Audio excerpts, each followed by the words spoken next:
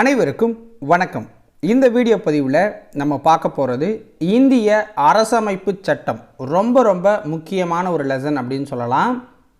வீடியோவை ஃபுல்லாக ஸ்கிப் பண்ணாமல் பாருங்கள், ஓகேவா? 6ஆம் வகுப்பு 2ஆம் பருவத்தில் இந்த லெசன் இருக்குது. இந்த ஒரு வீடியோ பார்த்தாலே போதும், நீங்கள் புத்தகம் படிக்கணுங்கிற அவசியமே கிடையாது. சேனலுக்கு இப்போ தான் நீங்கள் புதுசாக வரீங்க அப்படின்னா மறக்காமல் அந்த சப்ஸ்கிரைப் பட்டனை கிளிக் பண்ணிடுங்க. அப்போ தான் நம்ம போடுற அடுத்தடுத்த வீடியோவை நீங்கள் உடனுக்குடன் பார்க்கலாம். வாங்க வீடியோக்குள்ளே போகலாம். முதல் வினா: இந்திய அரசமைப்பு சட்டம் நடைமுறைக்கு வந்த நாள் எது? இந்திய அரசமைப்பு சட்டம் நடைமுறைக்கு வந்த நாள் எது? ஆன்சர் 1950 ஜனவரி 26. முழு சுயராஜ்யம் என்ற முழக்கம் எந்த மாநாட்டில் வலுப்பெற்றது? முழு சுயராஜ்யம் என்ற முழக்கம் எந்த மாநாட்டில் வலுப்பெற்றது? ஆன்சர் லாகூர் மாநாடு. லாகூர் காங்கிரஸ் மாநாடு எந்த ஆண்டு நடைபெற்றது? லாகூர் காங்கிரஸ் மாநாடு எந்த ஆண்டு நடைபெற்றது? ஆன்சர் 1929. முழு சுதந்திர நாளாக கொண்டாடப்பட்ட தினம் எது? சுதந்திரத்திற்கு முன்னர் முழு சுதந்திர நாளாக கொண்டாடப்பட்ட தினம் 1930 ஜனவரி 26. நமது நாட்டின் உயர்ந்தபட்ச சட்டமாக விளங்குவது எது? நமது நாட்டின் உயர்ந்தபட்ச சட்டமாக விளங்குவது எது? அரசியலமைப்பு சட்டம். இந்திய அரசியலமைப்பு நிர்ணய மன்றம் எந்த ஆண்டு உருவாக்கப்பட்டது? இந்திய அரசமைப்பு நிர்ணய மன்றம் எந்த ஆண்டு உருவாக்கப்பட்டது? 1946.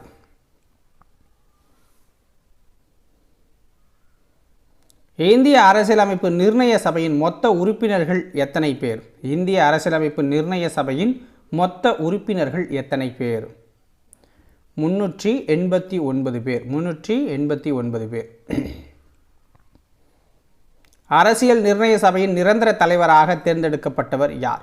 அரசியல் நிர்ணய சபையின் நிரந்தர தலைவராக தேர்ந்தெடுக்கப்பட்டவர் யார்? ராஜேந்திர பிரசாத். இந்திய அரசியலமைப்பு நிர்ணய சபையில் எத்தனை பெண் உறுப்பினர்கள் இடம்பெற்றிருந்தனர்? இந்திய அரசியலமைப்பு நிர்ணய சபையில் எத்தனை பெண் உறுப்பினர்கள் இடம்பெற்றிருந்தனர்னா 15 உறுப்பினர்கள். 8 பேர் கொண்ட அரசமைப்பு சட்ட வரைவு குழுவின் தலைவராக தேர்ந்தெடுக்கப்பட்டவர் யார்? 8 பேர் கொண்ட அரசமைப்பு சட்ட வரைவு குழுவின் தலைவராக தேர்ந்தெடுக்கப்பட்டவர் யார்? அம்பேத்கர் அவர்கள். இந்திய அரசியலமைப்பு வரைவு குழுவின் சட்ட ஆலோசகர் யார்? இந்திய அரசியலமைப்பு சட்ட வரைவு குழுவின் சட்ட ஆலோசகர் யார்? PN ராவ் அவர்கள். இந்திய அரசமைப்பு சட்ட வரைவு குழுவின் முதல் கூட்டம் எப்பொழுது நடைபெற்றது? இந்திய அரசமைப்பு சட்ட வரைவு குழுவின் முதல் கூட்டம் எப்பொழுது நடைபெற்றது? 1946 டிசம்பர் 9. இந்திய அரசமைப்பு சட்டத்தின் தந்தை என அழைக்கப்படுபவர் யார்? இந்திய அரசமைப்பு சட்டத்தின் தந்தை என அழைக்கப்படுபவர் அம்பேத்கர் அவர்கள். இந்திய அரசியலமைப்பு எத்தனை நாடுகளிலிருந்து ஆய்ந்தறிந்து எழுதப்பட்டது? இந்திய அரசியலமைப்பு எத்தனை நாடுகளில் இருந்து ஆய்ந்தறிந்து எழுதப்பட்டது? 60 நாடுகள்.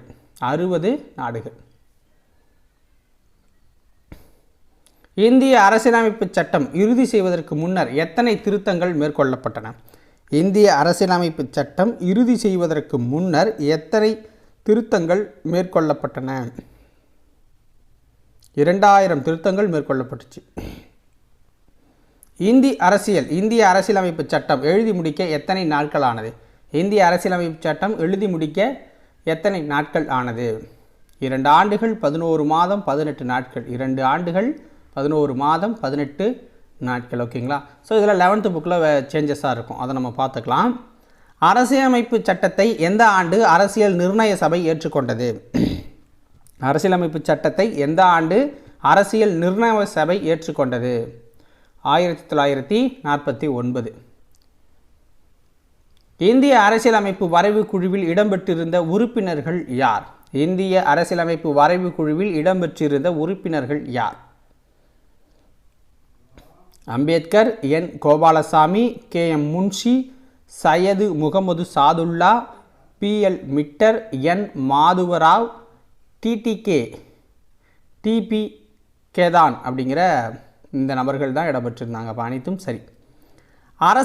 அரசியலமைப்பு சட்ட தினம் கொண்டாடப்படும் நாள் எது?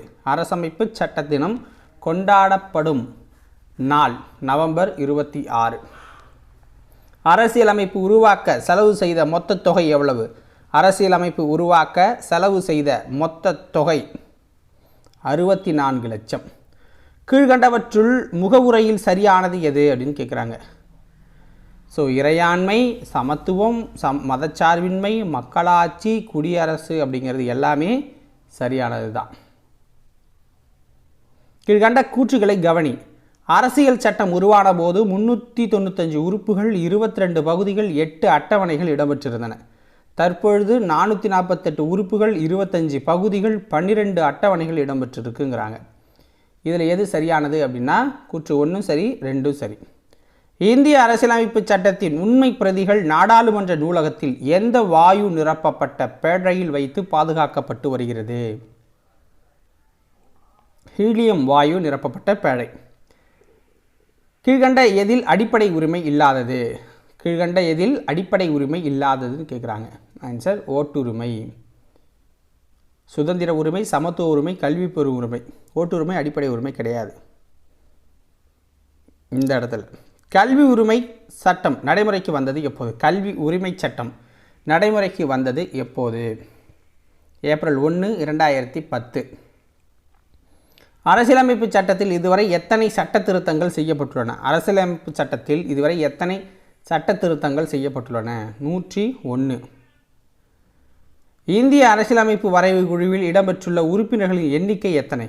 இந்திய அரசியலமைப்பு வரைவு குழுவில் இடம்பெற்றுள்ள உறுப்பினர்களின் எண்ணிக்கை 8.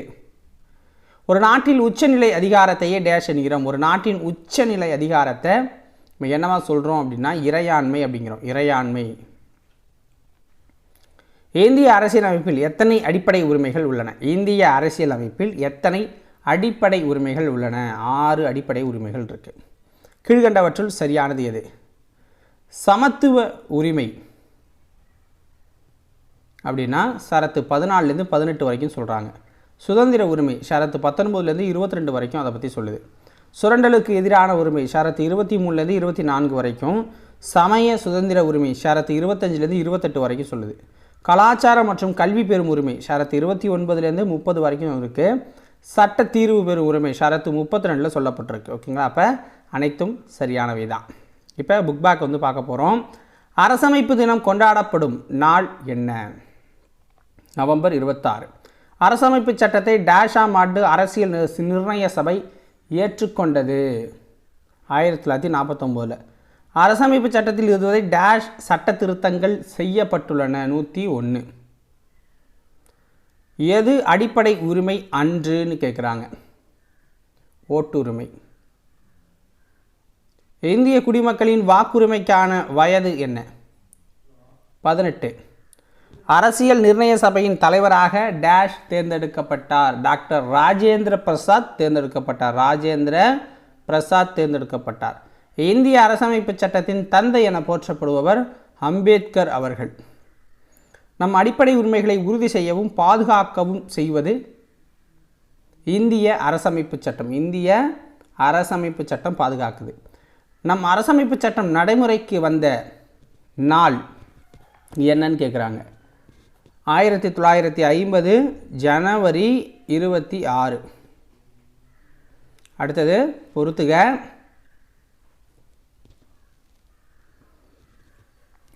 சுதந்திர தினம் ஆகஸ்ட் 15 நம்ம கொண்டாடுறோம். குடியரசு தினத்தை ஜனவரி 26 கொண்டாடுறோம். இந்திய அரசமைப்பு தினம் அப்படிங்கிறத கொண்டாடுறது நவம்பர் 26. அனைவருக்கும் கல்வி உரிமை அப்படிங்கிற தினத்தை ஏப்ரல் 1 நம்ம கொண்டாடிக்கிட்டு இருக்கோம். ஓகேவா? ஸோ இதோட இந்த லெசன் வந்து முடியுது. உங்களுக்கு பிடிச்சிருந்துச்சுன்னா ஒரு லைக்கை போட்டு விடுங்க. சேனலை சப்ஸ்கிரைப் பண்ண மறந்துடாதீங்க. அப்போ தான் நம்ம போடுற அடுத்தடுத்த வீடியோக்களை நீங்கள் டக்குன்னு பார்க்கலாம். ஓகேவா? ஸோ நாளைக்கு வேறொரு வீடியோ பதிவில் உங்களை வந்து சந்திக்கிறேன். நன்றி.